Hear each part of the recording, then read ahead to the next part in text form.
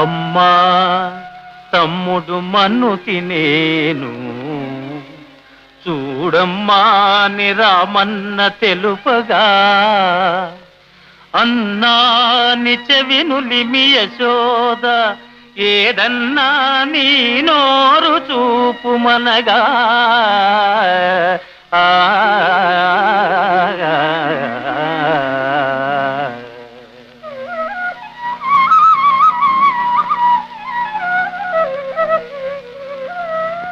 చూపితివట నీ నోటను బాపురే 14 భువన భాండముల ఆ రూపము గనిన యశోదకు తాపము నశించి జన్మధన్యతగా